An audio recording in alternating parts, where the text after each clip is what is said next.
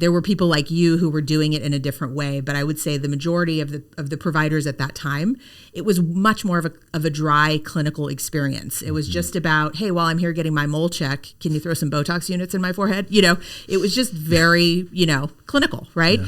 And yet Botox had a 98% patient satisfaction rate. So people were lined up around the block. They didn't much care about the experience. They just wanted a smooth forehead, right? Mm-hmm. And so I thought to myself, even back then, like, how interesting. What if we made this a great experience? What if we actually made it something that people looked forward to and that felt good and that, was rooted in actually enhancing confidence, not telling everybody what's wrong with them and how they needed to be fixed, right? Or if they were broken and they needed to be put back together.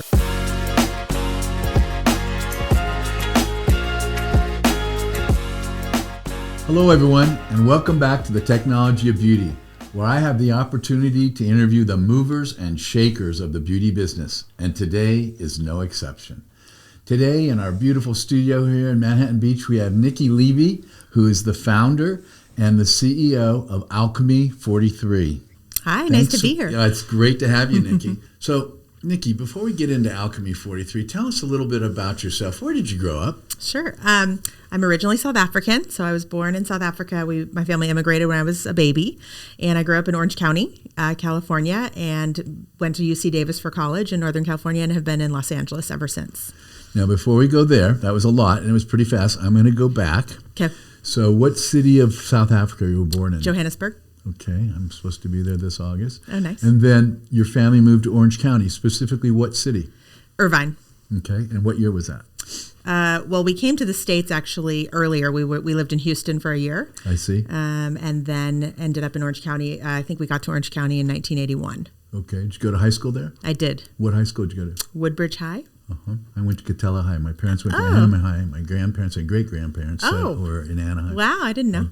My family's been there a long time. That's what I wanted to know. My 91-year-old mother lives in Newport Beach. Oh, amazing. Yeah, she was born in Hoag Hospital in Orange. You've heard of that? Same with my sister, So she's 91. She was born there. I was born there, and my nephews and nieces were born there. Oh, I love that. Yeah. Very cool. So we have a lot of roots in Orange County. Mm-hmm. So then you went to UC Davis. Were you going to be a veterinarian or something? No, I always. Or wine? I know. It's kind of funny that I landed up there, and funnily more that I chose between Davis and USC. Those were my two top choices. And I was interested in communications, PR, journalism. I had all these different ideas in that world.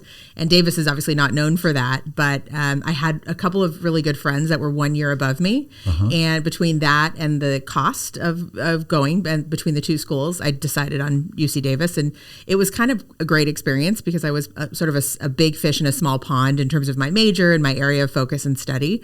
So I think probably I would have been one of many at USC, and at Davis I was one of few. Yeah, it's a great school. It was great. I know a number of people that went to UC Davis. Yeah.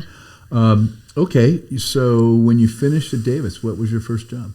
So I actually started working part-time at a cosmetics counter at Macy's in Sacramento while I was in college, and never thought it could be a real job because it was too fun. And I graduated, so I did a bunch of work all throughout college in cosmetics, and I studied abroad in London while I was in college. And the company I had been working for said to me, "Hey, we love you. Do you want to work in London for the summer? You're going to be there anyway." And I was like, "Sure, what a great experience." So, at 19 or 20, I worked at Harrods and Selfridges in London at the makeup counter. And so that was really kind of my first foray into aesthetics, the way I see it, and the feeling that you get when you, and I know you can relate to this, when you give somebody the ability to look in the mirror and like what they see. And I think I became addicted right away to that, to being able to impact people's lives in that way. And to some degree, that's what I've chased my entire career. And so that's really where it started for me. So after college, I was working in cosmetics. I had, a bunch of ideas as to what I wanted to do with my degree, but no other work experience. And so what I did was I got an assistant counter manager job at Nordstrom for a cosmetics company, MAC Cosmetics, right. And I did a bunch of internships. So I worked at an entertainment publicity firm. I worked in ad sales, an ad sales department for a Hollywood publication called The Hollywood Reporter. Yes. And I tried out a bunch of things, and I literally hated everything else except for what I was doing. And eventually I stopped fighting it, and I was like, actually, this can be a real job. And I started getting, opportunities presented to me and promotions. And so eventually I realized you can make a career out of beauty. And cosmetics. And cosmetics. So that was the start of it for me. So, okay, but before Alchemy 43, there had to be some other steps. There were some other steps, so yeah. Take us through them. I'm curious. Yeah. So basically, all through my early 20s, I worked in cosmetics. Meaning behind this, selling cosmetics? Starting there. So started at a counter. Then I got, sort of elevated into management, counter manager and then manager. And so did that mostly for Nordstrom. Okay. And then Nordstrom came to me at some point and said, listen, we have a really successful personal shopper program here for apparel. Mm-hmm. We really want to pilot this idea of having a personal shopper for beauty. And we think you're it. And so we're going to give you a studio in our store, and we're going to get you trained by all of the brands. So you're going to be a brand expert on all of the products. And so people can have private consultations with you, and you can pick and choose the best products for people, from all the brands as opposed to working for one. And so they said, and by the way, if you do well with this, we're going to launch this all over the country. So kind of like you're the beta. Did you also get an esthetician license or a makeup artist license? No, or any formal training along those lines? No, in those days you learned by doing. Certainly, probably going to like makeup artistry school would have been helpful. But I really, for the first year after college, I worked at a retail MAC Cosmetics store, which in those days was like Artist Central. It was like where all the artists, and that's real. I mean, I literally spent a year painting faces, and so I really feel like that was my schooling for makeup artistry. Sure. And I learned, everything I needed to know and more about the sort of facial artistry piece of it. And so I did that job for Nordstrom, and, because of a variety of things, namely being the main person who wanted to do this was the VP DMM of cosmetics at the time. She retired, and they brought somebody in her place who came from Nordstrom Rack and didn't really understand kind of the concept with what we were building, and was kind of like, I just need to focus on the cosmetics business and learn that. So they said to me, is there anything else you want to do for us? Do you want to be a buyer? Do you want to do you want to manage a store? What do you want to do? And I was like, nope, I'm ready to move on to the next thing. And I had it in my head that I wanted to go to Australia and work in Australia. So I lined up a job for myself with the Sephora of Australia, called Mecca Cosmetica at the time. They were like the Sephora of Australia. And I got a student work visa because I was still under 27, and I lined up a job and I had my plane tickets, and I got a call one day from someone I didn't know who knew me through the industry. And she said, hey, I have an amazing opportunity to talk to you about. Can you meet me at the international terminal at LAX airport? I want to interview you, and can you meet me there? Of all places. And so I already knew heading out to Australia. 10 days later, I had a plane ticket. I was about to go. But I, of course, was curious. So I took the meeting, and by the end of the meeting, I was like, okay, I'm not going to Australia anymore. And that was an opportunity that was a really amazing opportunity at the time, where Calvin Klein, so there was a very successful mass market cosmetic producer named Eric Chen. He had a company called Marquins International. He was a Chinese businessman, and he had made his fortune in like the 99-cent cosmetic brands that you buy at like CVS. He wanted to get into prestige cosmetics, and so he licensed the Calvin Klein name from CK, and he hired myself and two veterans from the Lauder Corporation to basically build the brand from scratch. So at 20-something, I had a chance to literally create a brand out of nothing. I did everything from naming the eyeshadows to writing their training and education program for the brand to meeting with retailers and flying to Calvin Klein corporate offices in New York every month to get approvals because they had to approve everything that we put out. And so that was just a really, I think, important entrepreneurial moment for me because it did solidify, like, I'm definitely going to have my own company one day. Like, this is in my blood. And so that was kind of that moment for me. And then basically after a couple of years, he decided, that premium, all the premium costs of launching a luxury beauty brand were not for him. And so he decided not to renew the license. And from there, I'm trying to think what happened next. I guess from there, I was freelancing, so I had a bunch of production work going on. I had a thriving wedding business doing makeup for weddings. That was a really fun time in my life, and my favorite thing about doing makeup for weddings was I loved hearing people's stories of how they met their partners.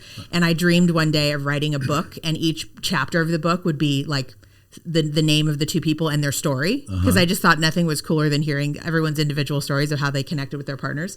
So maybe that will still happen. I have not written that book yet. And I mean, from there, I guess the most important thing that happened as it pertains to this conversation is Allergan, the company that manufactures Botox, was launching a product called Latisse that grows your eyelashes. And I learned through a friend of mine who had been recruited by them that they were looking for people with a cosmetic background to represent the company because they believed Latisse had a merchandising component in medical offices. And they thought, who better to help us with that than cosmetic industry people? Mm-hmm. Typically, those business development roles were held by people that had, really been in the pharmaceutical sales business, sure, which I had not. But nonetheless, Allergan recruited myself and a couple of my colleagues from the beauty industry to come in. And so in April of 2009, I became the Beverly Hills 90210 Botox BDM. And so that was kind of my first foray into medical aesthetics. And it was eye-opening, to say the least. It was, I really viewed it as an extension of my beauty industry expertise. I mean, mm-hmm. the intention of the consumer is exactly the same. You're doing these things to look and feel your best. The products I represented were Botox, Juvederm, and Latisse, so all, technically non-invasive aesthetic, cosmetic products. And I remember my pitch to the doctors when I would go into their offices and meet them was, I come from the beauty industry where a woman walks into Bloomingdale's, right? And there's 9 makeup counters, 20 makeup counters right next to each other. All the products look lovely. All the price points are similar. How does the consumer decide which counter she's going to walk up to? Mm-hmm. Similarly, right here in Beverly Hills, there's 20 plastic surgery offices right next to each other. All the doctors are highly credible. Price points are similar. How does the consumer? So I drew this similarity, this parallel between the two industries. And that was literally my first week of work. And by the end of that week, I don't think I ever did that again, because I realized after doing the job that the only thing that was similar about the industry and the experience was the consumer's intent. In my mind, it was very different, right? And there were people like you who were doing it in a different way, but I would say the majority of the providers at that time, it was much more of a dry clinical experience. It was just about, hey, while I'm here getting my mole check, can you throw some Botox units in my forehead? It was just very, clinical, right? Yeah. And yet Botox had a 98% patient satisfaction rate. So people were lined up around the block. They didn't much care about the experience. They just wanted a smooth forehead, right? Mm-hmm. And so I thought to myself, even back then, how interesting. What if we made this a great experience? What if we actually made it something that people looked forward to and that felt good and that, was rooted in actually enhancing confidence, not telling everybody what's wrong with them and how they needed to be fixed, right? Or if they were broken and they needed to be put back together, right? Right. And so that was kind of where the idea stirred for me. And then in 2010, I'm sure you're aware of the concept Dry Bar. Mm-hmm. I thought it was fascinating how they took something that was part of a larger hairstyling experience where, you would go and get your hair cut and colored. At the end, they would blow dry it and you leave looking fabulous. And they extrapolated out just that one aspect, just the blowout, and said, let's make a brand around the blowout. And I similarly thought, let's make a brand around the injectable. And so that was kind of my my aha moment. And I think it was probably, for me, it was sort of that hybrid, the hybrid of my experience of being in the beauty industry where the consumer, it was all about the experience. Like how you sold cosmetics was you built a relationship with the client, you gained their trust, you connected with them on kind of an intimate level, because I've always believed that specifically when you're making changes to your face, it's very vulnerable. It's like your face is how the world sees you. Your face is how you're recognized. So whether you're wearing a red lipstick for the first time, getting Botox for the first time, or shaving your beard for the first time, it's vulnerable. It's a very emotional kind of experience. And if you don't recognize that or realize that, you're probably not building that long-term trust with the patient. And so that was kind of I would say the thing that was driving me. And so I left Allergan in 2012 and I had this idea. I was really interested in pursuing it. But I also recognized after 3 years in the industry, I didn't know what it would be like to be a small guy. I'd only worked for a huge company with tons of resources. I didn't know if I could scale a business like this as a non-medical provider myself. I didn't know how I was going to get money to do this. I mean, I didn't know much, right? Except for that I had this vision for what I wanted to build. And so I went very, very, I would say intentionally, and worked with 2 startups in the business. So one guy was buying and renting out cosmetic laser machines. So basically, for medical spas that were, having to buy the latest and greatest technology, financing the equipment. And then by the time it was, the equipment was paid off, there was something better and brighter. No one cared about the old one anymore. He was solving that by offering rentals. which I think was a great idea. So I worked very closely with him and kind of really learned how to launch something in the space. And then I worked with another founder who had a oral skincare pill, and it was kind of like before the days of ingestibles. It was called Glycidin. I don't know if you ever heard of it, but basically it was a product that was from France, a really interesting mix of ingredients, and it was non-prescription, but he was intent on only selling it through medical offices. So because of my relationships, he wanted me to help him kind of launch it here in the US. So those were two very pivotal experiences for me, and that kind of gave me, I would say, the confidence and the chops to like say, hey, if they can do it, I can do it, right? And so then I was ready to go. I supported myself by independently repping a couple of medical devices, just while I was writing the business plan and working with a healthcare attorney. So I sold a microneedling machine and a PRP centrifuge and a couple other things. And I had no idea how to write a business plan. I was like casually dating this guy who said, hey, have you heard of mybusinessplanbuilder.com? You can write your business plan on that. I was like, oh, sounds great. So I went on mybusinessplanbuilder.com and I wrote, plugged in my ideas and all my thoughts, and it generated all these cool looking charts. And I was like, okay, well, this seems like something. And then I really spent a year with a very prominent Los Angeles healthcare attorney, basically figuring out if I could build a business like this, how it would need to be set up, how I could scale it nationally. So could I operate a business like this in every state? And what would international look like? Like, does this really have the legs that I think it could have? And so once I had kind of enough conviction around that and I had the company more or less structured, then I needed cash. And I always say I don't have a rich uncle who wrote me a check. I didn't have anyone that could support me on this. And so I needed to raise money. I had no formal training that. I don't have an MBA or anything like that. And a friend of mine dragged me to a female entrepreneur interview event one night in Santa Monica. She said, just come with me. I'm going to this event where this founder is going to be interviewed. And I thought, sure, I'll go with you. So it was the founder of NYX Cosmetics. Her name is Toni Ko. And I was completely fascinated by her story. She is also from an immigrant family. She's from Korea. She moved to America, I think, when she was 12 or 13, didn't speak a word of English. She started her makeup brand at 21 years old. And she talked about how she was driving around LA in her Honda Civic, dropping off samples at beauty supplies of like lipsticks and cardboard boxes. And she sold her company to L'Oreal for $500 million in 2014. I still get goosebumps when I tell that story.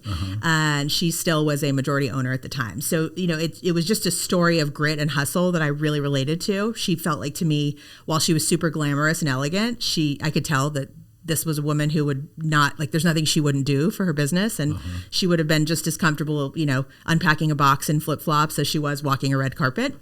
And I could really relate to that. And I thought her story was really amazing. She said at the end of her interview that she had signed a non-compete with L'Oreal, so she couldn't start anything new, and that she was doing some personal investing. And so my brother was in business school at INSEAD in France at the time, and I was talking with him on Skype the next day, and he said, well, you can email her on LinkedIn. And at that time, I didn't know you could reach out to people you didn't know on LinkedIn. I thought it was only for people you knew. And I was like, I can? He's like, sure. So I emailed her out of the blue and I just said, you don't know me. I attended this event you spoke at last night. I was really taken with your story and I have this business idea. Would you be willing to meet with me? And she agreed to meet me for breakfast at the SLS Hotel in Beverly Hills. And by the end of breakfast, she's like, I'm in. How much money do we need to get this started? And so she was my first investor. She invested, I raised $720,000 to open my first location. I think she did about half of that. And then she brought in a couple of friends of hers that were local sort of venture investors and angels. And we filled out the round. And then it was kind of off to the races from there. I could go on and on. No. Tell me where to stop. So where was your first store? It was on Cannon Drive in Beverly Hills. So I was laser focused on starting the brand in Beverly Hills. I believe that's where my heritage with the medical aesthetics industry was. I believed that was where the original consumer was. And I was, I also thought for scalability reasons, that heritage of Beverly Hills was so important. But it was also very important to me that we didn't launch in a medical building. I didn't want it to feel like a medical office. I wanted it to feel, I would say, more salon than spa, but I wanted it to feel more accessible than a medical building. And so, as you probably know, the Golden Triangle, there's 2 or 3 streets that are pretty much dominated by medical offices. I was intent not to be on those. So it dramatically, reduced my access. So I remember I was working with all these real estate brokers to help me find a space, and no one was having any luck. They're like, there just isn't any availability on the streets you want. And so I got annoyed and frustrated. My investors were kind of like, what's happening? Let's go. And so I started pounding the pavement myself, and I literally walked into all of the hair salons and, I mean, probably a number of retail stores on Cannon and Beverly Drive, and said, "Hey, do you want to move out? Are you interested in selling?" Literally, and I found someone who would. So there was a hairstylist who was, in his 70s, and he was like, "You know what? Yeah, I'm kind of ready to move on." So I literally, I mean, it was kind of the best possible scenario. So I took over his lease, and it was like a 2.5 years left on the lease. So that was perfect as I was just getting started. Who knew what was going to happen? So I took over his lease. I had to pay him something called key money, which is like basically give him some money to, and some stock in the company to go. And I took over his lease. I went to the city of Beverly Hills. I submitted all my plans. I built out my location, and I opened. A week after I opened, I was served with like cease and desist letter from the city of Beverly Hills. You can't operate a medical business in non-medical space. And I was like, yes, I can. You told me, it's like I told you exactly what I was doing. I submitted my plans. You guys signed off on everything. I had talked to my healthcare attorney ahead of time to say, hey, can I do this? And he had checked federal and state, but he didn't check city. And at that time, the city of Beverly Hills had a moratorium on medical businesses operating in retail space because what they said at the time was that they didn't want to have a reputation for being known for plastic surgery. Yes. So they wanted to not do that. I think it was also tax related. I think they could get more taxes from like a retail type business. So that ended up being like a 3-year battle. I don't say battle. It wasn't like an angry battle. It was just I had to hire zoning attorneys and, I got very involved in the city. I became friendly with the mayor and like all the city council people. I attended multiple city council meetings, and eventually I won. So eventually they said, okay, fine, you can operate here. And then I didn't stay. Then I didn't re-sign my lease after all that. And you were primarily or exclusively doing injectables? So at that time, it was pretty much exclusively Botox, HA fillers. Trying to think if in the early days any energy based?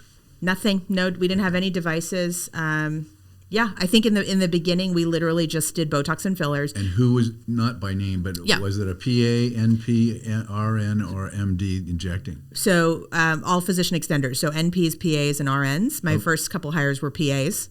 And you had to have a supervising physician, right? Yes, absolutely, and actually sort of several points of medical oversight. So not only did I have to have a medical director who was supervising the clinical side of the business and overseeing our providers, we also had to have we had to set up to do business in California a medical corporation. So I can't own a medical corporation as a non-provider. So I own Spruce Holdings Inc., which is our parent sort of management company, right? Management services company.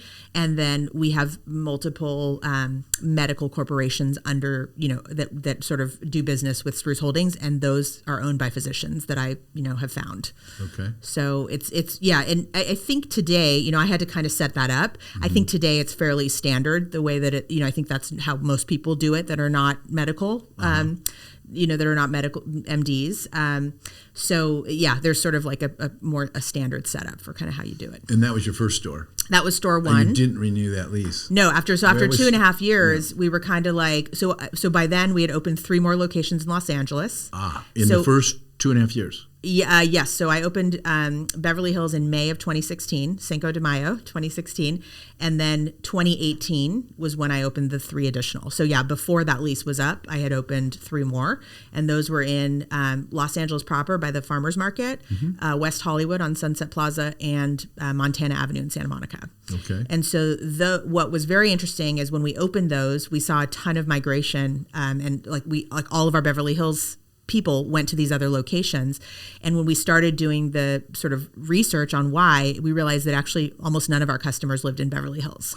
And they were commuting to us because they liked the brand and they liked the accessibility and all of that. But it really was not the Beverly Hills customer that was drawn to us. And that was kind of an aha moment for me. It's like, oh, this is actually not our customer. It's her niece. It's her son-in-law. It's someone else. So that kind of was the first aha moment of like, we're actually bringing a new consumer in. Like we're bringing in people that actually haven't been going elsewhere for this and don't have a plastic surgeon on speed dial. So that was, so when it came time to renew that lease, we knew there was going to be sort of some cosmetic work we needed to do to the space. We would have to sign another 10 years. It was a very expensive lease. It was right next to La Scala on Cannon Drive. Yes, sure. And we basically said, for 2 months, anyone who tries to book at Beverly Hills, let's see if we can move them to the other ones. And so we tested it, and it worked. And it worked 100% of the time. And the next month after we closed Beverly Hills, all of our LA stores became profitable. So it was like, okay, that was the right decision. I'm still kind of sad about it to this day because Beverly Hills just feels like my home, like where I started. And so I still think that one day I'll open back up there and, have a triumphant return. That's great. So then tell me how about your growth? What other stores did you start with, say, the next year or the next year? I'm happy to talk about that and can also share if you want about sort of the funding, the funding story there, because I needed to raise money. I basically had to raise money the entire time. But basically, so from there, we expanded heavily in the LA market with those 3 locations in 2018. And that was, I remember, a very sort of tumultuous time because basically I went from having 1 store to adding 3 more within like a 3-month period. And it's just the way, as you probably know, with like build outs and these, it's like all of the things related to building out spaces, you just kind of can't always control how it plays out in terms of when you open. And so it was not the intention to open 3 within 2 months. It was the intention to kind of stagger them, but that's just not how it played out. And so, we opened West Hollywood and Santa Monica within a week of each other. And it was I remember just crazy. And the only thing, I didn't have children yet, I do now. But the only thing I could liken it to was like going from having a single child to having triplets, like overnight. And so it was just crazy times. But, we're able to sort of hit our stride. And, I added some leaders to the team and brought on some pros to help me because, up until that point, it was pretty much just me and, my team of providers. Then we opened Flatiron in New York City in April of 2019. So that was like, we went from, LA based, LA proud to like the other side of the country where, by the way, I knew no one and had no real connections or any, roots or anything. I'd never spent any real time in New York. But it was very important to me we were kind of touching both coasts. And what I didn't anticipate, which was really cool, was how much reciprocity we had in New York because of our brand in LA. People in New York knew about us. I think there's so many people that travel back and forth spend time on both coasts that people knew we were there. They knew who we were. And since then, we've opened other new markets where that hasn't been the case, which is why I know that was kind of unusual. So we were able to really kind of make a go of it in New York. We opened in a very population dense part of town that was also both where people lived and where they worked. And I think a lot about real estate with this kind of company, right? And you think a lot about how wherever you are, do you want to be where they live or where they work, right? And I think in LA, I have found it's better to be where they live. And maybe that's traffic related or public transport related, who knows? But in New York, I found that it's probably a hybrid of the two. It's kind of nice to be where they live and they work. And we got lucky with that first location because it's kind of both. And so that was store number 4. And then the pandemic. And we all were shut down. I'll never forget getting that call or seeing that news on March 17th. I think it was literally St. Patrick's Day on 2019. And we're like, okay, we have to close. And I remember thinking, I'm sure you were the same. It's like max 2 weeks. We'll be back open by April 1st. No question. 9 months later, we're like, oh my God, what's happening?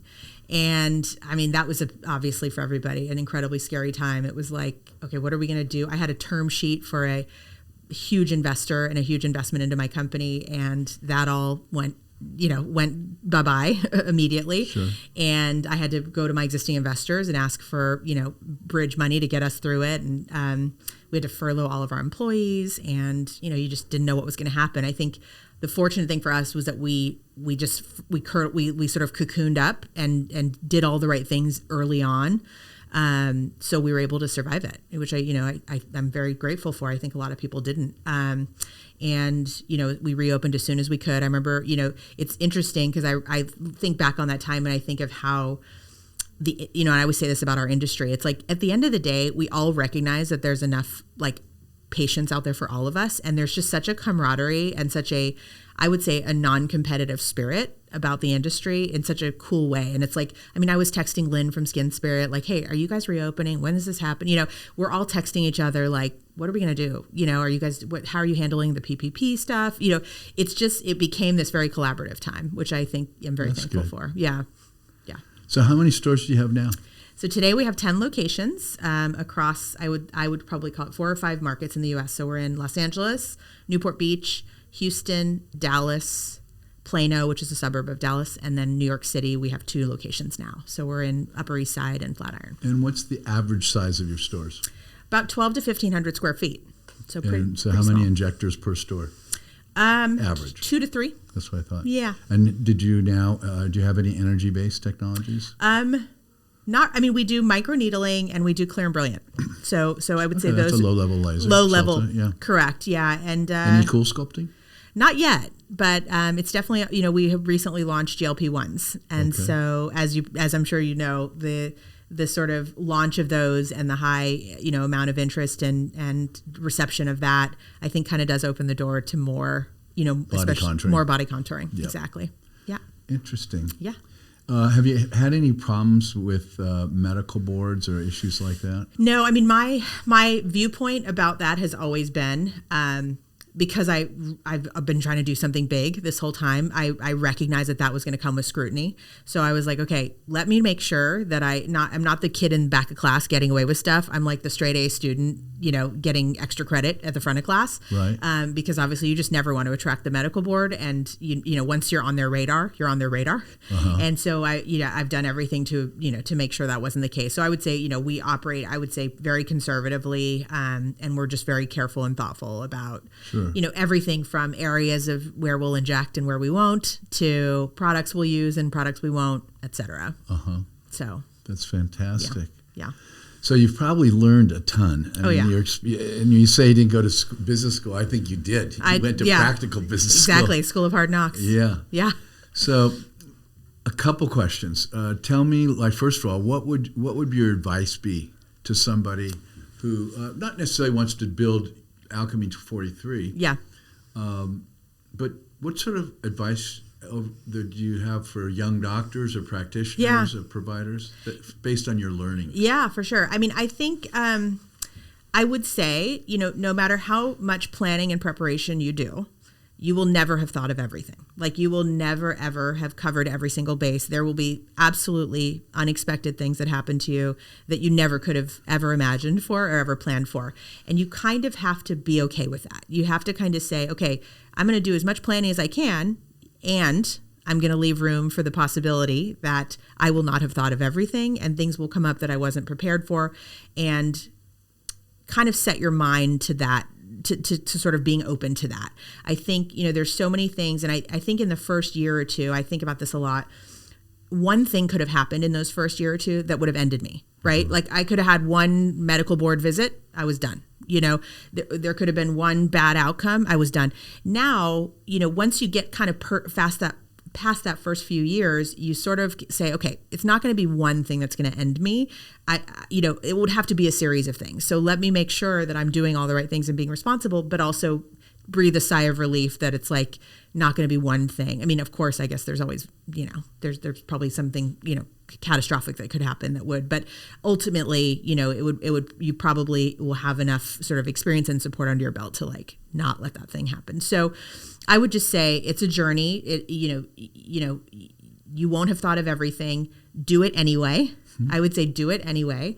And the rewards are it's the best thing I've ever done. I mean, I can't have, we talked earlier about my career starting out, graduating college.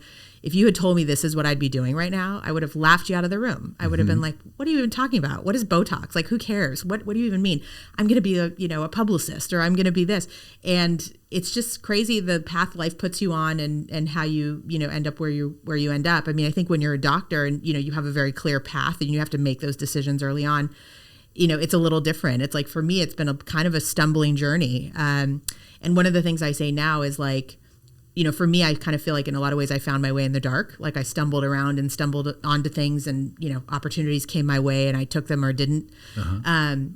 And I'd love to be able to light the way for people and, help them have more light on their journey and share, some of the experience I've had to help them on their way. So that's kind of... Do you counsel young entrepreneurs? Or? I try to. I mean, I think, there's, I'd love to be able to do more of it, mm-hmm. as a CEO and founder and mom of a 2-year-old single mom. I had a baby by myself 2 years ago. I'm stretched pretty thin, and I find decisions you have to make about things you want to do, and how you want to spend your time versus what's real for you. But it's definitely something I hope to do a lot more of in the future. So I would say yes, I do it a bit when I can, and I can't wait for the next phase of my career where I can do more. You really should. Yeah. You really Thank should. you. So can you tell me where Alchemy 43 came from? Yes, absolutely. So I think I mentioned earlier that our corporate name is Spruce Holdings. So the initial name for the company was Spruce. And my thought about it was spruce up, like get yourself spruced up. I came up with a cute spelling, which was SPROOSE. Okay. And the way I thought about the name, I remember I was so passionate about that name. And I thought about it like Google, where it's like, oh, I'm gonna Google it. I'm like, oh, well, you can go and get spruced. I had this whole thing of how that was going to play out. So I filed the trademark for the name once I had my investors, and I got a denial from the trademark company, and they said, the trademark division, and they said, you can't call it spruce because there's a dermatology concept in Northern California called Spruce Health, and it's consumer confusion. Even though it was spelled differently and it was nothing the same, you can't call it that. So it was the 11th hour. I had already signed my lease. We were building out the website. I mean, it was like URLs were purchased, and now I have to come up with a new name. And I had like pages and pages of every name you could think of, just nothing was like sitting well with me. And I got home from dinner with friends one night, and I logged into Facebook, and someone had quoted the book, The Alchemist, from the book. And that word just kind of like, lit something up in me. And so I typed into my Google browser, what is the definition of alchemy? And it was two things. It was a seemingly magical process of combination, creation, and transformation, and the study of chemistry that predated the periodic table that was concerned with changing base metals into gold. And I thought, that's it. I got like head to toe goosebumps. I was like, that's my name. We are Alchemy. And I remember I excitedly got on the phone and talked to one of my investors the next day and said, I thought of a new name. This is the name. And she was like, love it. Is there a number that's meaningful to you? Because she had seen a lot of like sort of market research on brands that have numbers associated having strong consumer recognition. Okay. And so I said, well, not really. Like 17 is my lucky number. I mean, no. And she typed into her phone, how many muscles are in the face? And it was 43. So Alchemy 43 it was. I'll be darned. What a great story. I Thank you. It. Yeah, that's fabulous. Thank you. Well, listen, as you look into your crystal ball, you've had a lot of experience up to now, but you have a lot still ahead of you. Yeah. What do you see in this industry in the next 3 to 5 years? I mean, I think it's so exciting, the shape that it's taking, and just in general how there's such a more positive slant around this type of self-care and this type of sort of, beauty, sort of pursuit of beauty. I think I started when Botox was still like something nobody talked about. It was very hush hush. It was, do you have a back door I can sneak out of so no one sees me at La Scala? It was very private, and it's been really amazing to watch the evolution, I'm sure for you too, of how much it's changed and continues to change, and continues to innovate, and continues to, I think, celebrate providers in a new way. And, I'm obviously not being a provider myself and having built my legacy brand and my brand around other people performing these services. I'm humbled by the talent, and I'm humbled by people that want to come work for my company and that want to train my company or be a medical director for my company. Because I truly believe there's such an artistry and talent to doing this well. And I have always found, since I was a rep, that the people that have the best results time after time, and the people that have those, 3-month waiting lists of people trying to get in for an appointment, are the people that truly love what they do and make clients feel great. Mm-hmm. And I think that's really what it's all about. So I think it's just been fun to continue to watch it grow and innovate, and how much more, see how much more acceptable and kind of celebrated it is to just care for yourself in whatever way that means for you, whether it's getting a hair transplant, taking a yoga class, getting cool sculpting, whatever that looks like. Mm-hmm. So. Well, that's fabulous. Anything else you want to share? Yeah, well, we've got a lot of great plans and a lot of great, I think, great momentum in these markets that we've recently launched in and are planning to grow in. Really our goal is to be, one of the number one brands in aesthetics. And that's a question I constantly ask myself and my team is, how can we be the number one brand in aesthetics? And how can we continue to get better and better? And so, I think expect to see us in a neighborhood near you soon. As well, I think expect some products that I think are interesting, unique, and innovative in a way that the industry, I think, hasn't seen before. In the same way that I feel like we've taken these treatments out of a very traditional environment and reframed them and repositioned them in kind of a new way. It's not like we're doing anything different than they've done, but we've just reframed these treatments like Botox and fillers and reframed the experience of getting them in some ways. We plan to do the same thing with some products that I'm really excited to be launching. So those are kind of the more immediate things, but fantastic. Thank you. Well, it's very exciting, and you're to Thank be you. complimented. I'm very impressed. You've done a wonderful job. Thank you so much. Yeah, Thanks for having me today. Thanks for coming. Sure. And thank you all for joining me for one more exciting episode of the Technology of Beauty, where I have the opportunity to interview the movers and shakers of the beauty business. And today was no exception. Thank you very much. We'll see you every Tuesday. Take care.